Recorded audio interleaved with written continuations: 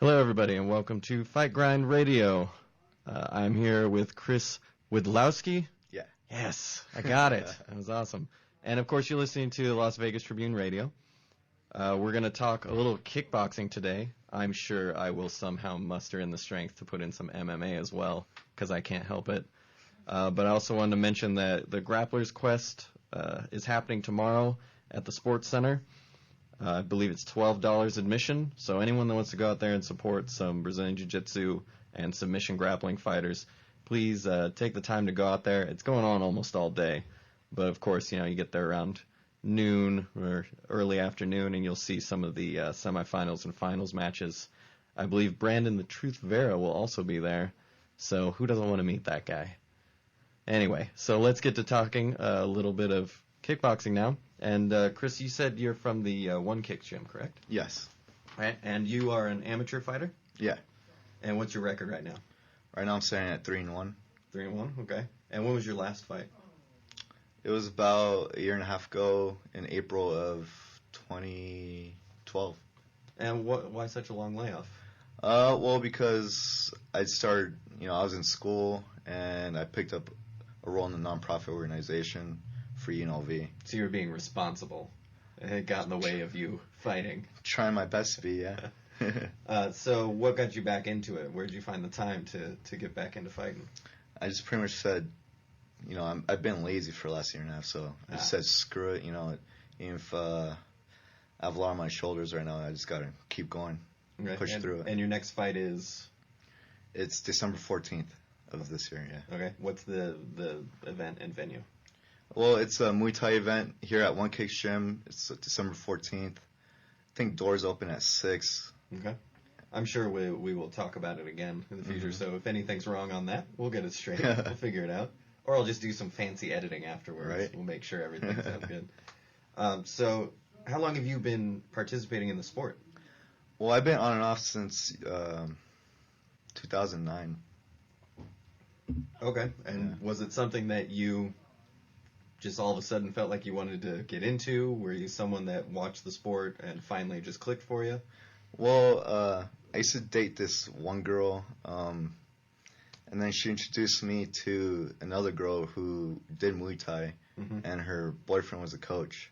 Okay. And then I kind of just would interact with them sometimes from time to time, and then finally after I broke up with my ex-girlfriend, I ended up just trying out Muay Thai to lose weight. Okay. And then Jason Andrade is the guy who took me in at first. Right, and so it started as almost a self-improvement project for you? Yeah, pretty much. I seem to be hearing that a lot. I just did an interview with a fighter out at Syndicate who said he got married and he just got lazy. And one day he realized he just needed to get back into shape, that he wasn't done, being healthy. Yeah, pretty much. So, yeah, I hear that a lot from a lot of fighters. That's almost like a quarter of the people I talk to. Yeah, and it sucks, though, because right after you fight, you tend to gain all the weight back. Go into old habits? Yeah. Are you one of those guys that after your fight, you just go out and eat as much food as you can because you can finally... I try not to, but unfortunately, yes. Yeah, that seems to be a common problem. Well, do you cut a lot of weight when you do your fights? Depends. I fought at 195 before, and I fought to 160. So it just depends on which class you're going into. Yeah. Right. And I haven't talked to a lot of kickboxers about this yet, so it'd be interesting to hear when you're dealing with the weight cutting process, or if you know of other guys that are doing it, is there any difference for you guys and, say, the MMA guys No, I wouldn't say that there's much of a difference. You know, we all have the same routine. At least at Onekick's gym, you know, we all follow the same routine. Right. How hard is it? Because I know all you guys have to have some pretty healthy legs. You guys got to have a lot of power in there. Mm-hmm. So how do you deal with trying to cut the weight while keeping that muscle? Strength conditioning. Yeah. Yeah. I've started that since my last fight, and it's helped a lot. How much time do you put into doing that specifically, not into the actual craft of fighting? About an hour and a half. Per day? No. Okay. Monday, Wednesday, Fridays. I was gonna say you're going a little nuts there. No, and then on the other days I'll just do like a jog or something. Okay. What would you say is the hardest part about doing kickboxing training? There's not just one thing. I think it's the whole process. Is it more of a mental or physical grind? I mean, which one does it affect you more? I think it's a 50-50 actually. Really? It depends on the person, I believe. Some people mentally have it, and some people just physically have it, and then you have to work one or the other. Right. For you, do you feel like it's a little of both, or do you have one that? I mean, obviously the eating thing. You wish you could do that a little more, I'm sure. But. Well, in the past, it's been a little bit more mental, but now I feel like my mentality is more stronger than ever. So I'm not really worried about anything anymore. Do you think it helped having so much time off where now you're hungry again? It's a little easier? That's helped, and especially since my last fight, I lost it. Okay. So that's making me more hungry as well. I feel sorry for your next opponent then. And what weight are you fighting at for that, or do you know? 175. Okay. And how's that cut for you? Should be an easy cut for me. Okay, good. So tell me about training at Onekicks. I still got to get out there. Shame on me for not being out there yet, but I'm trying to get to all the gyms. I'm trying to get there in time, but I'm sure I'll be there before your fights. Tell me about what you see at Onekicks. Talent. We have so much talent. Even the beginning level of Muay Thai there, like, you just grow so much faster, because I started off at Master Toddy's, and not to knock off Master Toddy's, but I just learned so much more at Onekicks at a faster pace too, because of the people that train out of there. So you'd say part of the reason that it has the success, like you said, not to bash anybody else, but because there are so many people to work with, it just kind of helps accelerate? Yeah, like we have Anthony Njokuani, who's in the UFC, his brother Chidi, who's an up-and-comer, and Jordan Rinaldi, who is an Ultimate Fighter contestant, and like Stephan Bonner and Steve Canelo, who's a WC champ. Right. So. And how many athletes would you say you have in there? I mean, you can guess. I know you're not sitting there looking at all the names, but how many would you say are in the gym? Well, in beginner's class, there's a lot. Like, the gym's growing rapidly right now. Okay. And but in the fighters class, there's on a good day, there's like 15 of us. Good. And those are all amateur/pro, or those mainly pro? Okay. Yeah. And you're still doing the amateur. When are you going to go pro? You're going to do a fight and then get up there? No, I'm not trying to run into anything. Just take my time, and then when coach thinks I'm ready, then I'll turn pro. You're one of the guys that likes to. I've noticed there's two types of fighters: the guys that know when they want to do it, and when they assume that they know when they're ready, and then the guys who put it on the coach to tell them when they're ready. So you'd say you're in that latter category? Yeah, just because Master Nick knows better than I do. When I'll be ready for a pro fight. Right. And is fighting pro a goal of yours? Yes. Right. Because after that, I mean, some people after a year and a half off might say, well, I'll do another one just to show I can still do it, and then I'm done. Yeah, I want to keep going. Right. And do you have any organizations that you look at specifically as a place you'd like to get to? Lion Fights is definitely one of them. I love the shows that they put on. I fought for them once as an amateur. Okay. And then Glory would be awesome. It's not Muay Thai, it's still kickboxing and no elbows, but it would still be a dope show to be on. Right. Do you have a preference as far as the rules that you like to go under? Are you a guy that likes the elbows and the knees and the clinch? Or? Well, I do like the clinch. I like all aspects of it. I do like the elbows as well. Right. I don't get to use them in my fights, but I do like... But if you get to one of those shows, I mean, I guess you could do Lion Fight as an amateur, but, I mean, obviously your goal is to do pro at one of those. Are you someone that's ready to relish and throw in the elbows and the clinch? I'll let you try it out one day. Yeah. Is it a goal of yours to, see as far as you can go? And, are you someone that, like, envisions a title? Are you one of those people? Or is it just something that you want to do and you'll see where it takes you? Well, I mean, I would like to get a title. Right. That would be I mean, that is the goal of mine. Right. But trying to be realistic, you know, like, I'm just going to be open to the subject, too, you know, like, right. I will always work hard and do my best to get there.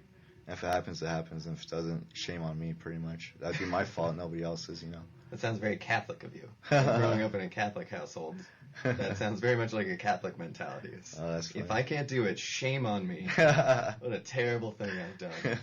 So why did you choose kickboxing over MMA, even jiu-jitsu, those things? Because I go around and see all you different guys, the boxers, the jiu-jitsu guys, the submission grapplers.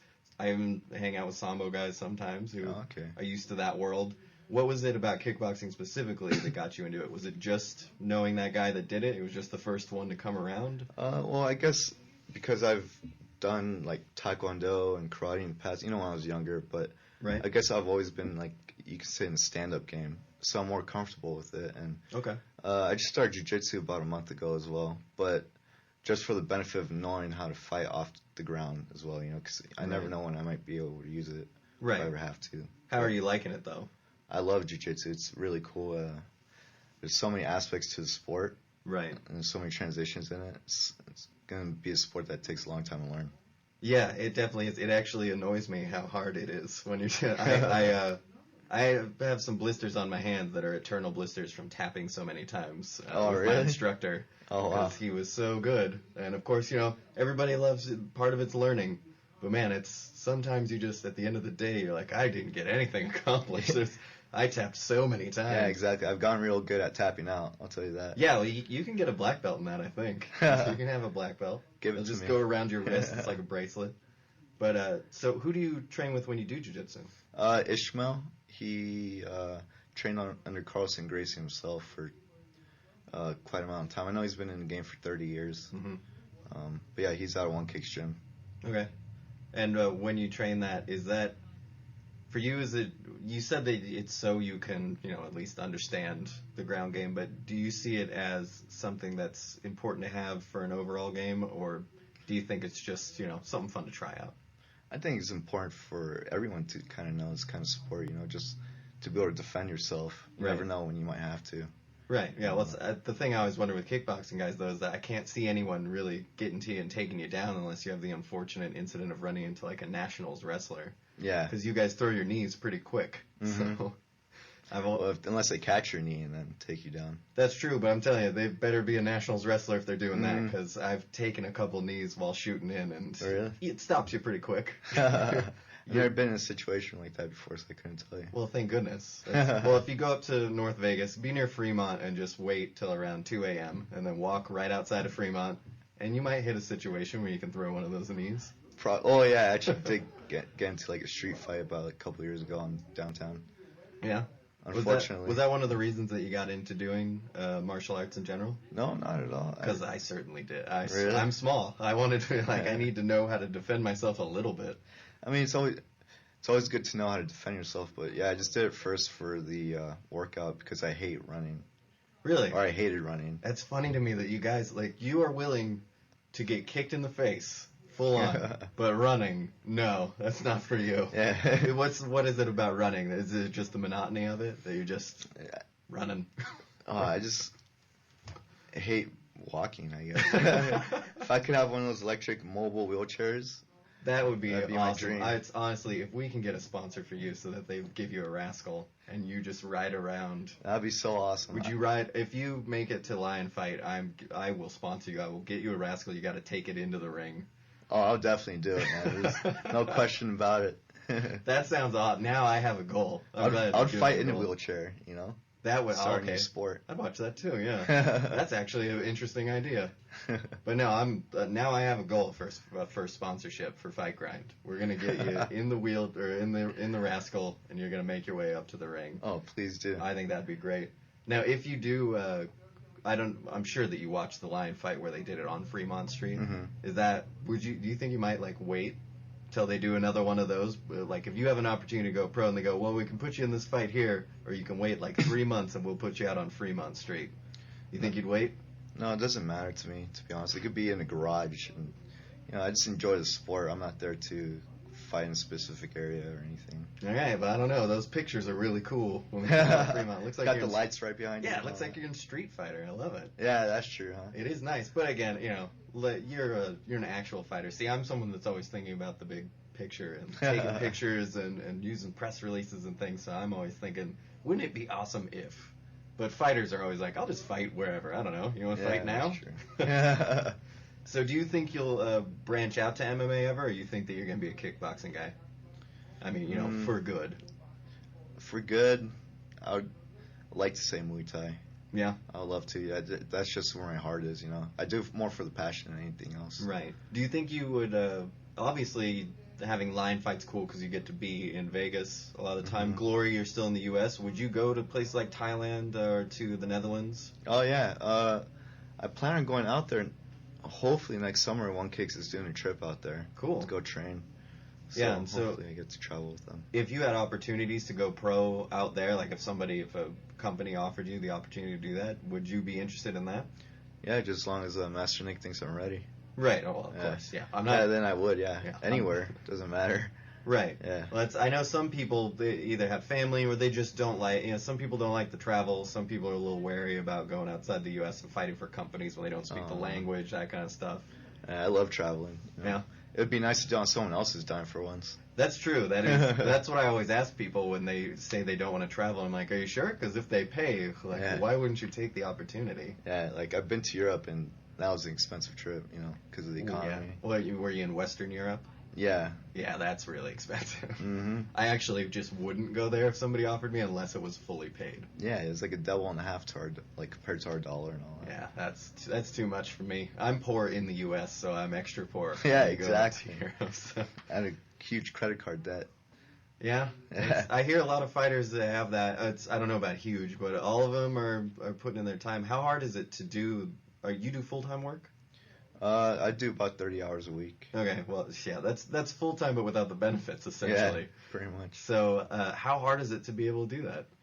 Well, it's tough because I don't just work. I also go to school, and I'm graduating in December, and then... oh, thank goodness. Yeah. You can't keep that up. Yeah, and then also, like, with this nonprofit organization that I'm working on as well. You want to say the name of that again? The nonprofit organization, it's TEDx UNLV. It's an independent organization from TED Talks. Fantastic. So, I love me some TED Talks. Yeah, they're pretty awesome. So when did you start doing that?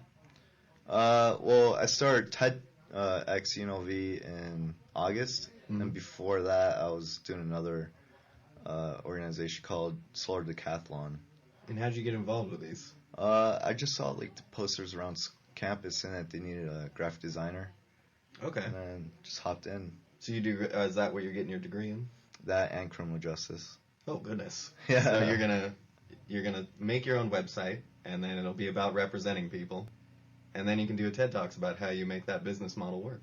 Yeah. That'd be perfect. Yep. And then kick anyone who doesn't like it. It seems like a great strategy for you. Does sound good. So with this fight coming up, what is it that you do to prepare?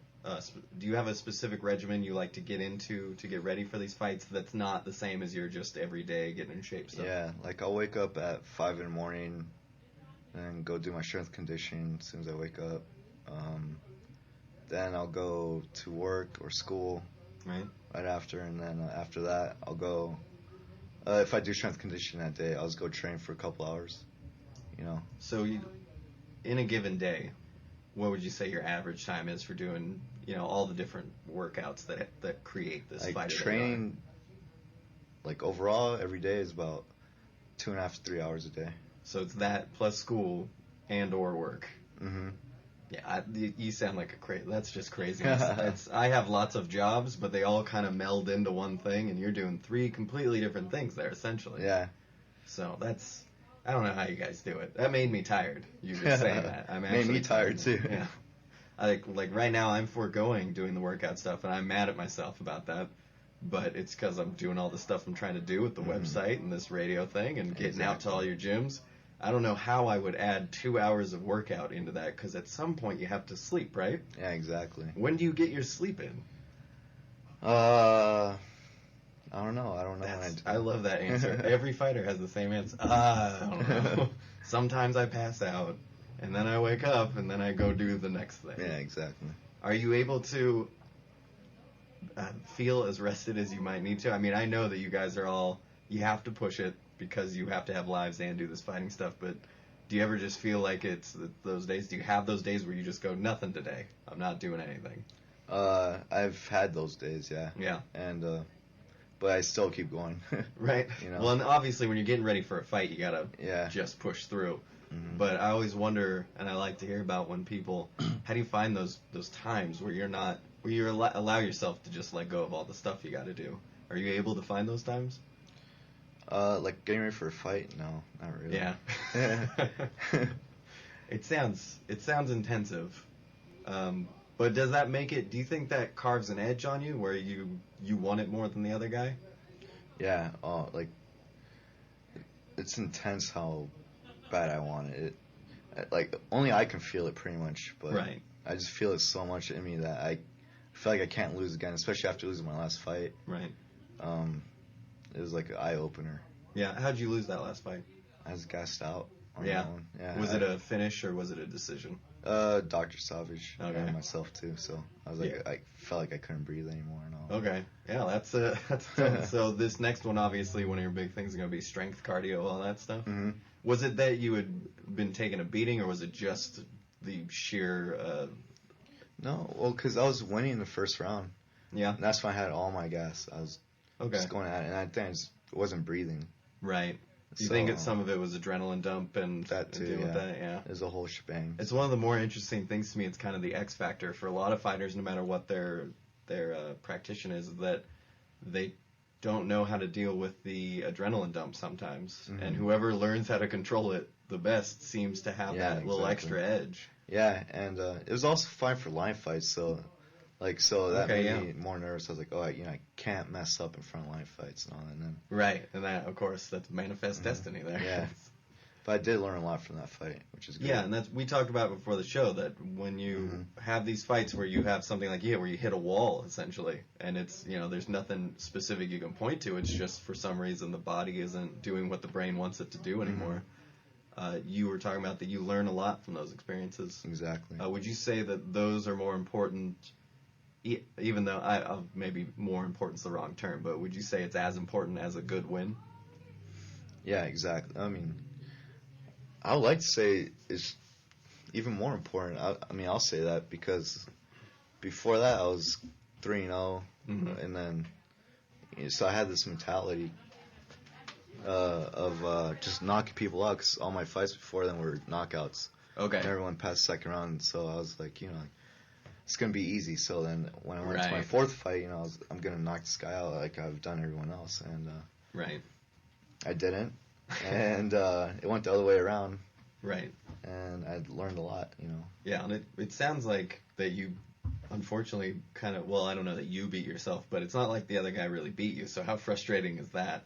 It's really frustrating. Yeah, because I can, at least when I lost my fight, the other guy beat me up. So I can look at that as I needed to improve. Mm-hmm. But for your thing, it's more of just, how frustrating was it that day? I mean, if you can explain it in words of how hard that was to want, obviously in your head you want to keep going because there's no reason to stop yet, but then your body just isn't there. Just shuts down, yeah. Right. And so what is that, can you walk us through kind of what that is, how that feels? Well, I know like right after, I had the ambulance come trying to give me oxygen and all that, and then, after that, I was kind of fine, and then it took a while for it to kick in, about a week or so, I'd say.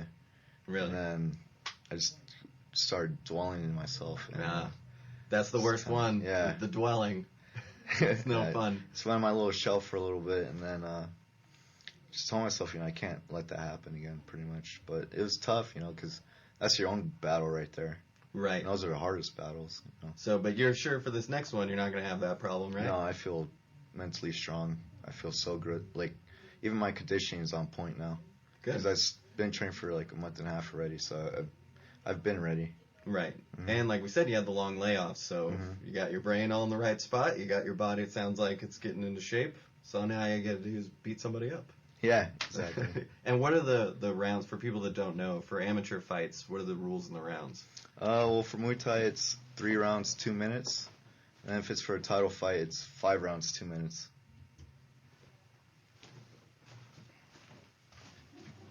And so is it going to be hard for you to remember to not go just full blast for some of those? I mean, for those that don't ever do fighting, they think that amount of time is short. But what I know from experience, and I'm sure you can explain it, it's a lot longer when you're fighting. Mm-hmm. But at the same time, with those shorter rounds, do you ever get drawn into that problem of just going too hard too fast? Obviously, in your last fight, it was kind of a problem. Mm-hmm. But as we mentioned, that's also, you're in front of Lion fight. You've had 3 successful wins, so that might have just snuck up on you. Even going into it knowing that you do have this like ability for your body just all of a sudden not to work, mm-hmm. Are you going to have to remember to hold back a little bit and to keep yourself from gassing out? I don't think so anymore, because now it's becoming more of like a muscle memory. Because when I'm sparring, or I even between then, I did a little, I like to say like a unsanctioned fight at House of Rue. Mm-hmm. And even then, I just felt calm. And then I ended up like TKO the guy with leg kicks or whatever. But right. And so how real calm. Is the calm thing something that has just come over you in this last? Yeah. Being able to have the break. Do you think that's part of the reason? That did help a lot. Yeah. Yeah. I wish I had ever found that calm place. I'm a nervous guy though. I'm not calm right now. I'm always a little anxious. But how does that? When you were going into fights before and you weren't feeling calm, was it just that you were overamped? You were just on pretty much 10 at that point? Yeah, well, you know what's funny is the only time where I was just worked up was my last fight and my first fight. Yeah, of course the first fight. Yeah. You got to be a little amped up. My first fight. But then my second and third fight, I was real calm, just kept the pace going. Mm-hmm. And my pace, too, not the other guys. And right. Just was controlling the fight. Yeah, one thing, I want to backtrack a little bit because I always wanted to ask kickboxing guys this, and I will ask every single one that comes in here. But when you have to get kicked, because it's going to happen, what's the worst place to get kicked? Outside, of course, below the belt. Everybody hates that one. But is it the leg kicks? Is it the body kicks? I think body kicks can affect you a lot. Yeah. Yeah. Like if you get hit in the liver, no one wants to feel that pain. Yeah, I feel like that is like a legal groin strike. Like it's the same sort of, your body just shuts down. And it doesn't matter what you wanted to do, you're not doing it. Mm-hmm. That's the end of it. Or even getting kicked in the arm, could get you down too. Yeah, and I don't know how you guys take so many. I mean, especially at your weight, you're taking some pretty hefty legs that are coming up and slamming into your arms. Mm-hmm. So is that, for you to be able to absorb those, is that just conditioning? Is it technique? It's both. You got to learn how to take them, and also you got to condition yourself for them. Right. And since you're doing Muay Thai, are you somebody that likes to try to roll with punches, or are you someone that likes to take and then give right back, like in more the traditional Muay Thai style? It depends who I'm fighting, to be honest. If I'm fighting a boxer, I'm going to try to roll with it a little bit more. Right. MMA guy, I guess I try to roll with them more than anything, because I don't like getting hit either. Right. I don't like just staying there and take a hit and then give a hit. I like moving. Right. Work angles a little bit more. And did you watch the last Lion fight? Yes. The last show? I was watching Malapet. I was sad that he was too busy clowning around to finish that fight. I'm blanking on his opponent's name. He was a Frenchman. Fabio Pinca. Pinca, there you go. But I was impressed by him like I always am, but I was really sad about Malapet. Yeah. Well, he was at our gym, too, right before that fight. Was he? Yeah, so we're helping him spar and all that as well. Right. And then, he's a monster, but I don't know. He's great. I don't know if he just got frustrated or what. He's probably a little too calm in that fight. He's taking his time. Where at a guy like Fabio Pinca at that high of caliber, you got to be on top of him. Right. You can't give him his space. Well, we saw in the first round, it seemed like Malapet was going to be fine. Like, he was controlling it. I think he threw him one time, and he was clowning around a little bit because he had control. And then after the first round, didn't seem like he had much of anything. Yeah. And maybe it was like you said, he just didn't jump on the opportunity to swarm him. But I was going to ask you this, if you do know. I know that I constantly hear about that Muay Thai guys kind of take the first round off sometimes, or that there'll be rounds where they're on and then rounds that they just kind of coast. Have you run into that with people that you fight, where it's almost like they just kind of take rounds off? No, not yet. I haven't encountered that. Okay. I know in Thailand they do that, though. Yeah, and that's what I was going to ask next. If you go over there, like, because sometimes it's almost a gentleman's agreement that on the first round you're not really going because people are still betting. Exactly. And then in the second round is when you start going. You think you might just screw that and jump in there? Oh, yeah. Well, Thai guy, you can't play his game, you know, because they've been doing that sport since, you know, maybe since they're like 7 years old. They start around, you know. Yeah, they don't really have those politically correct rules that we have here where people scoff at kids fighting. So I believe Malapet said he's been doing it since, like 4 or 5? Yeah, fighting. He was young. Like, yeah, even my coach, he started when he was 9. Yeah. One of my coaches, yeah. Was he doing contact or just training? Contact. Yeah, that's crazy.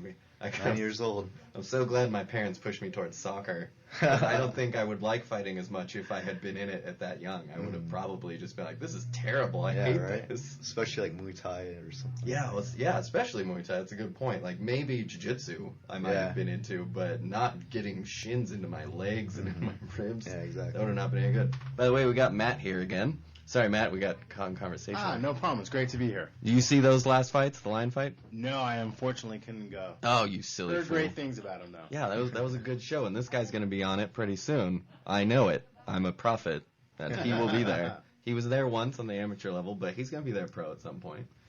So I can't now ask you questions about the show, though. That's what's bothering me. You can't. That's dumb. Well, we'll get to... Well, you could, and I can make up things, but it That's probably true. wouldn't be a good thing. Didn't you like Biff Johnson? He was great. That was awesome. Well, we'll talk about GSP and them in a second.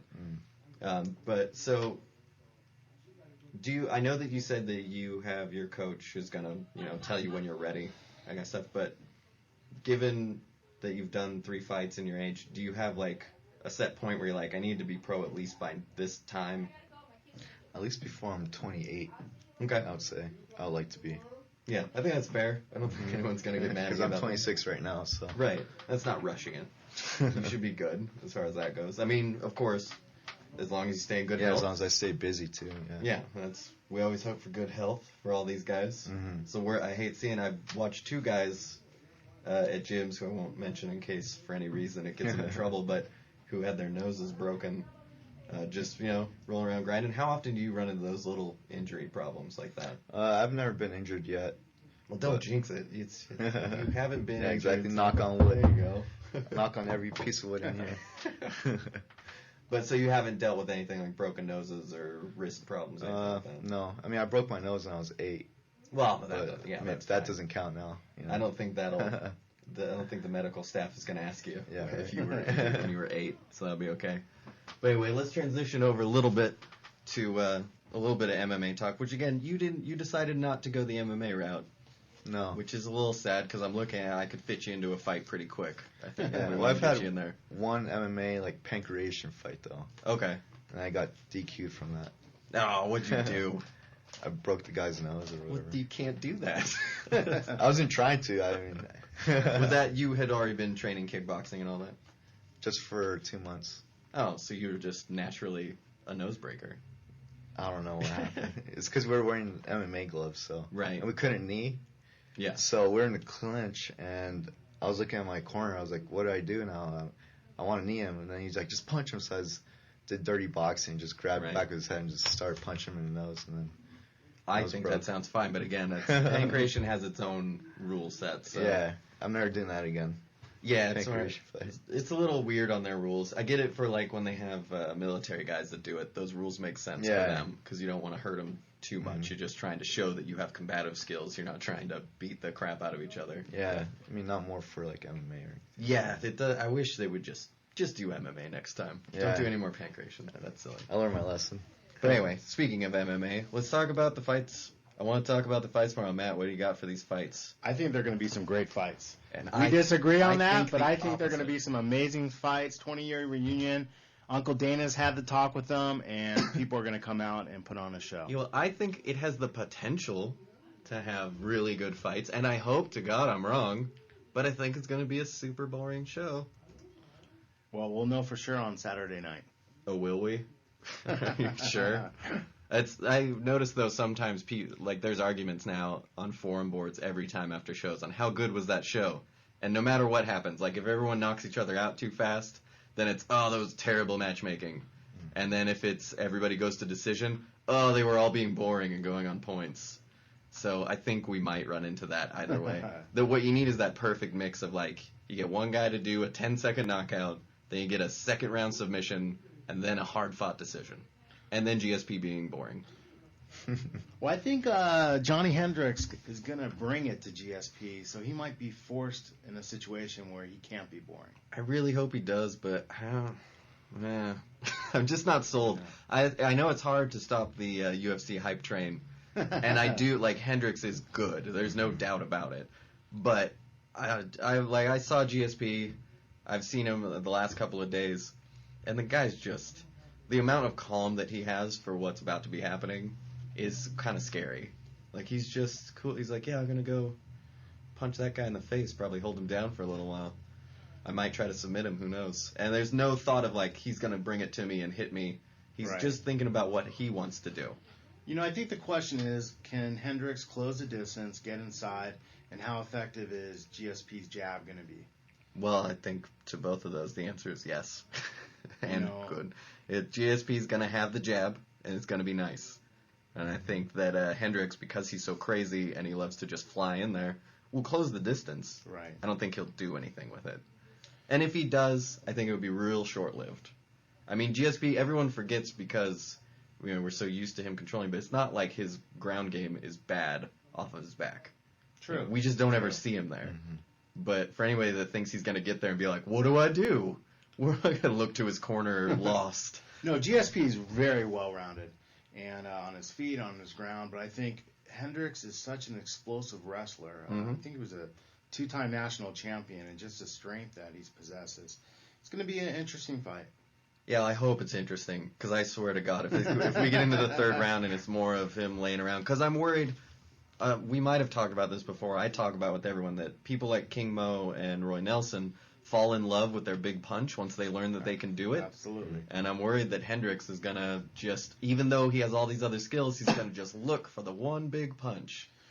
He can't win if he does that. Boy, he can't. I think he has to really mix it up, and the one big punch will come. Because if he's looking for that one big punch, he'll definitely lose. Anyway, yeah, well, maybe we shouldn't give away what your one big move is, but would you say that you have, like, one move that you like to do that's kind of your, I won't say finisher, but, like, makes an impact on your opponent? Yes, I do. Yeah, but you don't fall in love with it, right? No, I mean, if I see it, then I'll throw it, right. And that's the move I would love to throw. Yeah.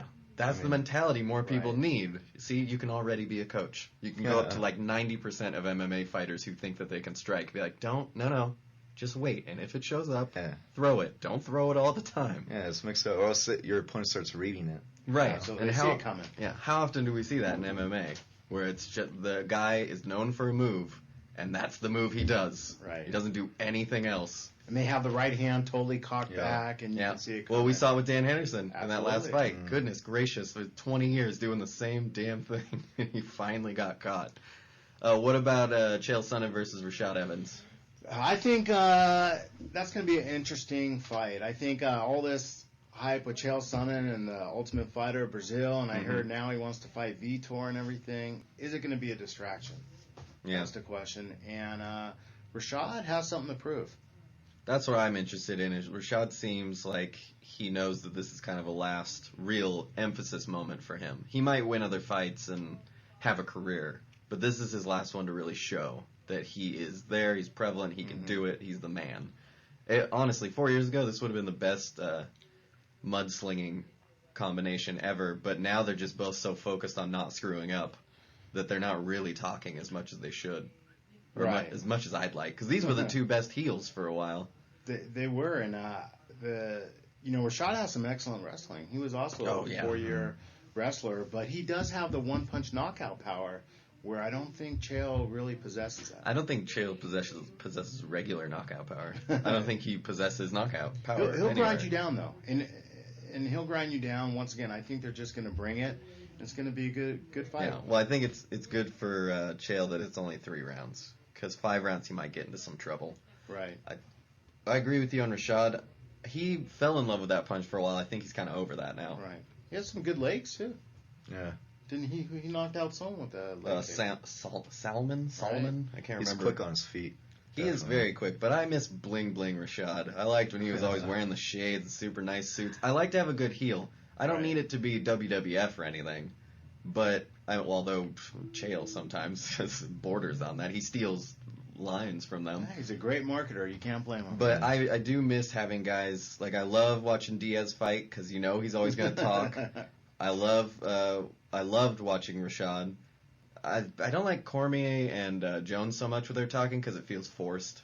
I always feel like they're saying it because they know they got to say it and be something and do something with themselves. And Diaz is taking it to heart. Yeah, Diaz is like, he is, the phrase butthurt that's Diaz to a T. He is always pissed, and I don't think he understands sarcasm. I think he doesn't get it.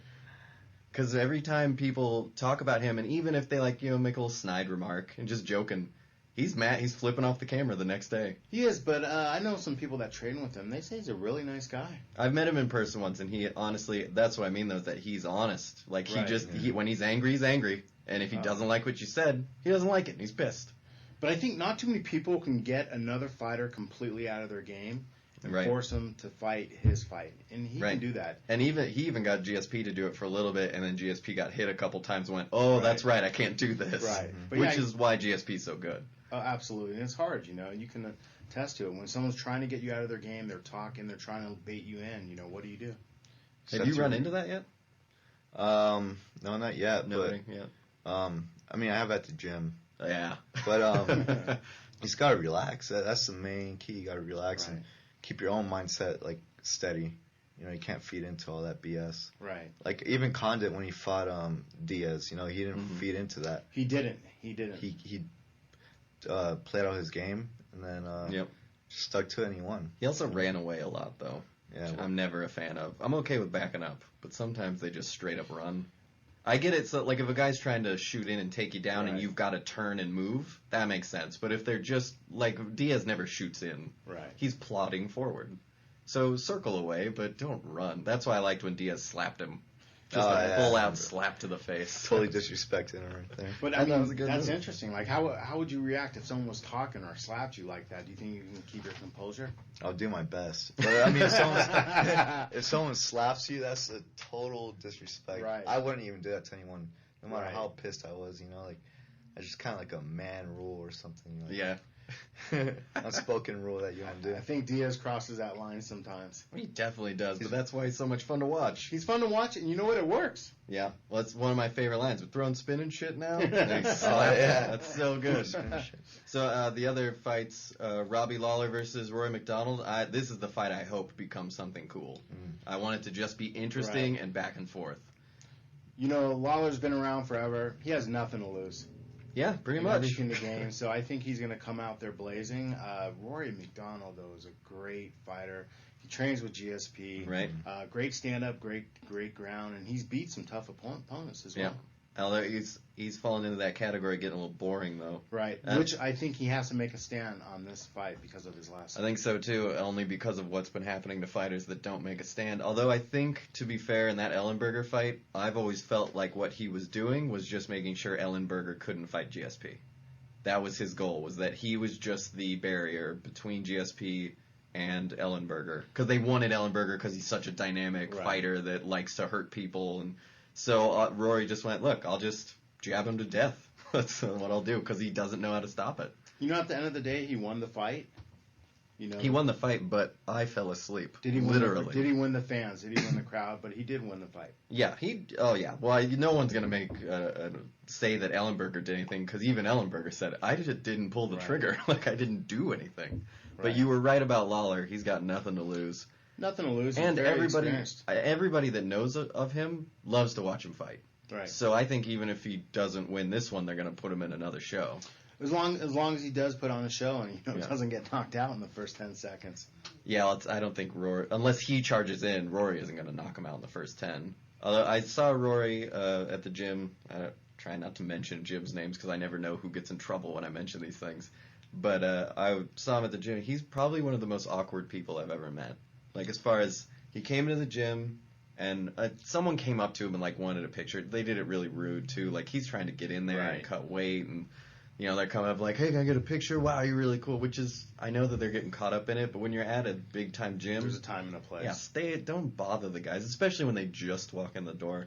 But even without that, most fighters are like, oh, okay, hi, yes, thank you. And then they wait for someone else to be like, look, guys, you can't do that. Rory instead just kind of looked around and didn't really respond to what the guy was saying, just kind of hoping the guy would... I don't know if he thought that he could disappear. Right. Like if he just didn't move. Did he disappear? No, he was very much still there. But he's just got that... I don't know what it is. He's just a little awkward. You know, he's still young, and he's a big celebrity, especially in the Canada area. Well, I know he has that persona that he likes to try to portray of, like, he always wears the suits, and he kind of shows no emotion, almost like a sociopath, which I've never really... I like it because it's different, but it's also just awkward. And what's weird is that apparently that doesn't ever turn off. Like, he's that way anyway. He's not mean or scowly in any way. Like, it's not walking up to, like... one of the old time, like Tank Abbott, where you're going to get either a big old handshake and a shot of tequila or a punch to the face. It's not like that. But you almost can't read him. And it's weird. It was interesting to me that it didn't change when he was in the gym as to when he's in the cage. Right. He's the same guy at all times. Right. I can't speak for that. I just know he's a tough cat, and it'll be a good shot. He has some good wins as well. Yeah, he doesn't. I mean, everyone's been talking about him for a while. He's the next GSP, but GSP's the guy, so he can't really do anything with it. I'm wondering if the big announcement from GSP is that he's going to go to a different weight class, or if Rory's going to maybe go to a different weight class. Or they just made a decision that they're going to shake hands and find out who's the best. If Rory really is a sociopath, he'll have no problem with that. Right. And I think GSP is enough of a professional that he'll still do it. You know, it won't be a problem for him. Right. Because he's been doing this for a long time. Although, and maybe you can talk about this, Chris, but if you know a fighter as well as those two guys probably do, wouldn't you find the fight would be kind of a stalemate at points? I mean, when you're sparring in the gym, don't you have those guys where it's kind of like no one's really getting anything in? Yeah. And I can't imagine that would be much fun to watch. I would hope that the two could find a way to make it fun, but yeah, we'll see. With Rashad and they haven't been training partners, but Rashad and Sundin are very good friends. Yeah, that's true. Oh, but I didn't know that. They're both wrestlers, though, and I think that usually I assume that's going to mean that they're going to just be punching each other because they really who's going to win that wrestling match? Right. That doesn't. It'll be fun. These are one of the few times where I'd like to see kind of a quote unquote boring wrestling match because they're so high level that if you understand wrestling at all, it won't be that boring. Mm-hmm. It's not going to be one guy laying on the other guy. They're going to be rolling and moving and getting into scrambles and trying to get back up. Right. So it'll be interesting to see. Like when Shogun took down Chael, I almost lost my mind. I know that Shogun still lost, but Bisping took him down too. Yeah, but Bisping was able to hurt him first. Right. Shogun just tripped him, just got him in a trip. You don't just trip Chael Sonnen. That's crazy. Well, that goes to show you, you're in a sport where anything can happen. Yeah. Right. And the one other fight I want to talk about. Oh, actually, I have two. Sorry, I just excited myself, but I forgot that there was a fight on the card. But Koscheck versus Tyrone Woodley, and like you said, you think it'll be a good fight, I think, and I think it'll be a very boring fight. It's either going to be very boring or you politician. Very good. I think there's no in between. Koscheck has a lot to prove, and he's usually a game fighter. He's one of those guys. He likes to talk. His wrestling is outstanding, but he likes to throw his hands too and put on a show. Yeah, that's true, but I don't. I'm not going to be a politician. I think it's going to be a boring fight. And not because they're not both good, not because they're not both trying, for those two very reasons. They're both so good, and they're going to be trying to win because both of them need a win. Right. And so they are going to cancel each other out, I think. If it's a slobber knocker, I'm going to be so happy I was wrong. But I just don't see it happening. That's a politician answer. Yeah, that's a little politician-y. I'll admit that. But, I'm still standing by that I think it's going to be boring. Right. So that's where I'm not going politician. Yeah, as a fighter, how do you think that works when you get two people that really have to win? Are they a little more cautious, or do they go after it a little more? Depends how hungry you are, For me, I'd go all out, I mean, because you always have nothing to lose, You always have to go for the bang. Right. You can't just stand back and be cautious because, I mean, sometimes it's okay to play it safe, but there's a time and place for it. But if you got to go, you got to go. It's the only way I can put it. No, that makes sense. Right. Well, we saw that in the two sports that we can talk about, where what's it? Gohan Saki, I think is who it was, who does glory fights. He had a fight where he had to kind of go all out or play it safe, and he went all out, like what you're talking about. And it didn't work out for him, but at least he went and did it. And then we talked about last time, Matt, Gilbert Melendez, where he could have cruised, and instead he decided, no, we're going to go for it, we're going to do it. Yeah. Right. And I think it's what you talked about. They're both guys that are hungry. They want it. And so some people play it safe, but if you're that personality that's just, you thrive off of that, need to succeed, then you don't look for the easy way out. Yeah, exactly. You look for the win. And it sounds like you're that kind of guy, which means that I am now your new biggest fan, because I can't stand the guys that sit around. And I like foolhardy fighters, and I know that's bad. As a fighter, you should be smart enough to know when to press on the gas and when not to. But I'm always going to be a Tank Abbott kind of Don Fry kind of Mike Tyson kind of guy. Entertainment fights. Oh. Yeah, exactly. And sometimes you just can't win it, and so you have to start trying to pick your shots. Yeah, I don't think you have to just go in there and do flying kicks all day. Yeah. But you should always be looking for that opportunity. Right. Because as a fan, I need it. Otherwise, I'm changing the channel or falling asleep. How much do you think the coaches in the training camp influence how someone fights? When they're ahead. When they're what? When they're ahead. When they're ahead. Like if they're winning the fight, would your coach be someone who's like, well, hold on, calm down, back off, just get the round? No way. Master Nick, or even Master Luke Chang, it's always go, go, go. Master Nick will pull you in the corner and just be like, the hell you doing? Even though you're winning, you better not slow down on me, or else I'm gonna kick your ass later or something. That's a good coach. But that's good, because I think get them out of there while you can, because sometimes people, they coast and they wind up getting caught. Yeah. Chael Sonnen versus Anderson Silva. That was exactly how he didn't finish that fight. I don't know. Yeah. Because he has no punching power. It's like his hands are just permanently broken and his wrists don't work and he can't. Plus, it's Silva. It is Silva, but honestly, if that had been like Weidman in the same position on top of Silva, that would have been fight over with the 300 punches to the face. Yeah, I'm still pissed about that fight. Are you? I think I know that stand-up fighters hate that Silva lost. They hate it. Oh, man. I was happy. I was tired of watching Silva. Yeah, and you know what? Weidman was smart. Mm-hmm. He didn't play into that, Well, which we talked about. It's hard. About, yeah, it's very hard, because people say Anderson did this, he shouldn't have done that. How many times has he done the exact same thing? He's done it since the and Pride bait days. people in and knock them out. And then wow, what a great strategy he had. Yeah, exactly. Like when he did it to Griffin, it was what an amazing tactician. Right, and then he did the same thing to Weidman. They went, he threw the fight. He didn't want to win. I loved it. I love the knockout, but I always love knockouts unless it's like 2 or 3 of my favorite guys where I'm a super fanboy. I get like Igor Vovchanchin back in the day. I almost cried when he lost on my 21st birthday. I almost lost my mind. But other than that, like there's him, Shogun. I used to be emotionally attached to him winning and losing until I noticed he really wasn't taking care of himself anymore. Then I just can't back that horse at that point. But he's a gamer. He's tough, but he's tough, and that's kind of the problem. Because he then just thinks he can coast off of being tough. Because he's been that for a while. Also, from everything I hear, he very much likes Brazilian barbecue. And that's part of the problem, is that he just can't help. Well, kind of like what you talked about. He's the same kind of guy where he wants to eat all the food once he's done fighting. Oh, man. He just loves the food and the barbecue and the meats and the carbs. And yeah, like my friends, they call me a beast of the feast. Oh, that's a good one. I've never heard that one before. I like that. You could open a restaurant, too, when you're done with your fighting career. I like to. That'd be a good one. There you go. Although you're going to do law and do websites, how are you going to do a restaurant, too? I'll do the graphics for the restaurant. And there you go. Do all the contracts for it. There you go. And just surround yourself with the right people. This guy's got it all down. He's got it. Okay, the last fight I wanted to talk about, because it's a local guy's, Evan Dunham's fighting Donald Cerrone. And Evan Dunham was the first fighter I saw when I was in Vegas, so I have to immediately like him always, no matter what. That's how that works. He got firsties. I think Dunham's a phenomenal fighter. Look at some of his wins, even some of his close losses. They weren't losses. That's right, ridiculous. Exactly.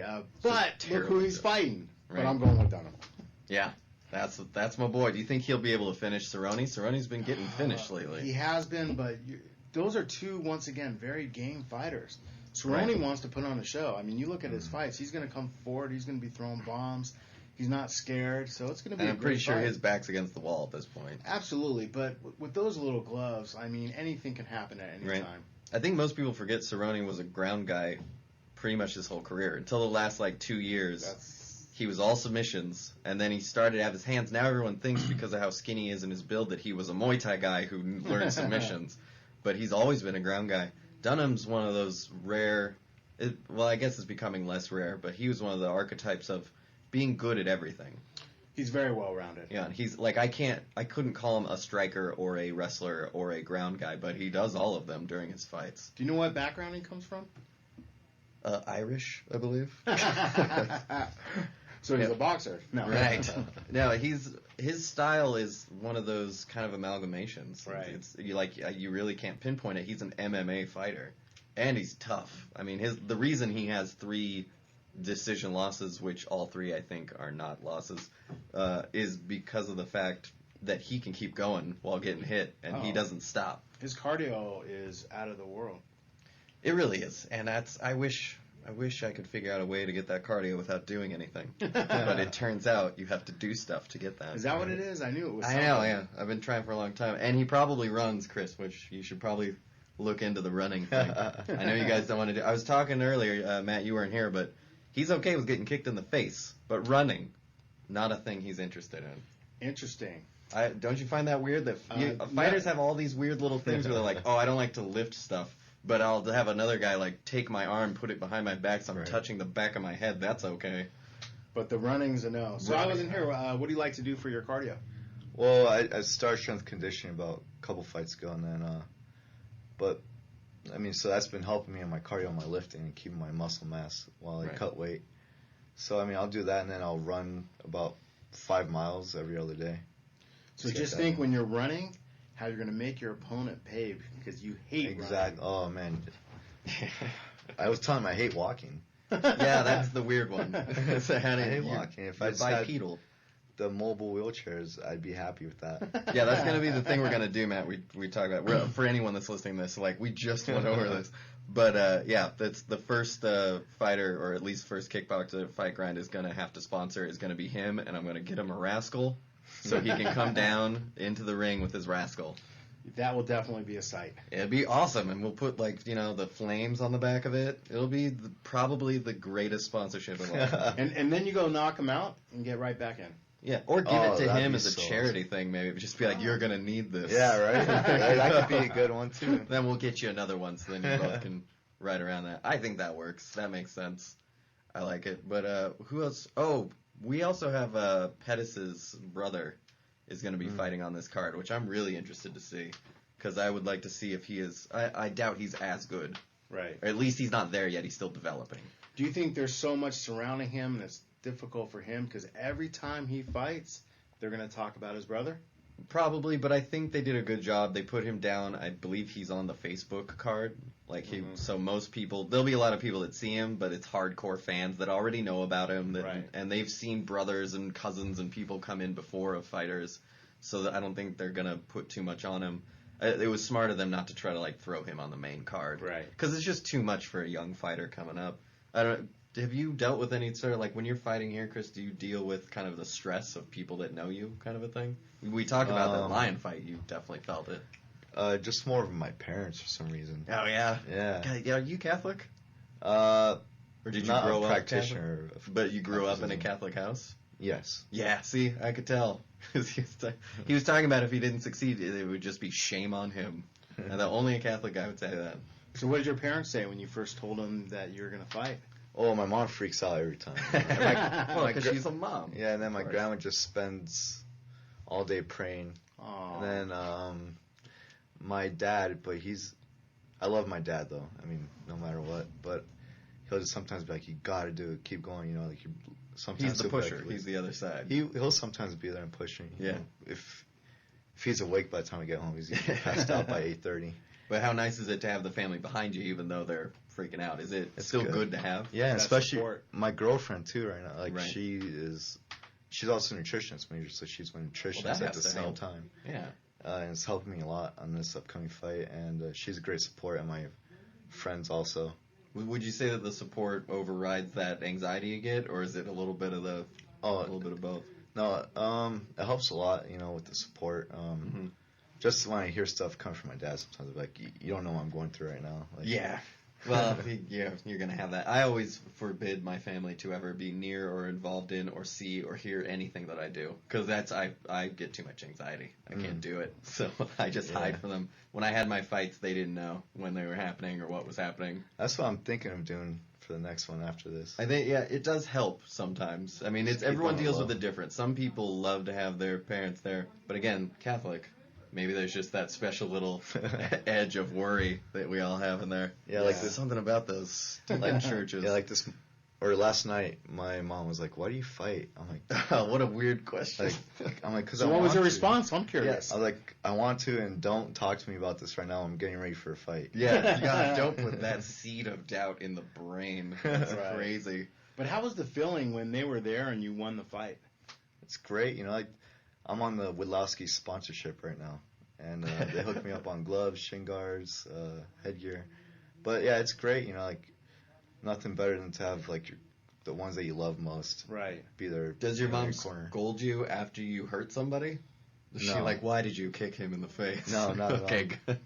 But my last fight, when the doctor stopped and the ambulance came up, my mom was right there in the corner trying to get in there. I'm like, I didn't know because I was getting oxygen. Right. But everyone was freaking out because you see some random lady coming up. Didn't know she was my mom, Well, that's a good thing you weren't on a football field because that would be that's everyone's nightmare. The mom running out. I've heard stories of that too. Yeah, I've seen it in soccer. And for simple stuff, just someone slide tackling and the mom's worried and she bolts out into the center of the field and they got to stop the whole thing. And we're talking college. We're not talking. Oh man, yeah, it's bad. College. Yeah, we're not talking 12-year-olds. Yeah, that's pretty much professional. I know, right? You gotta leave the kids alone, moms. You're getting a little crazy, but at least you got that support system. Absolutely, so that's nice. Anyway, we gotta wrap this one up.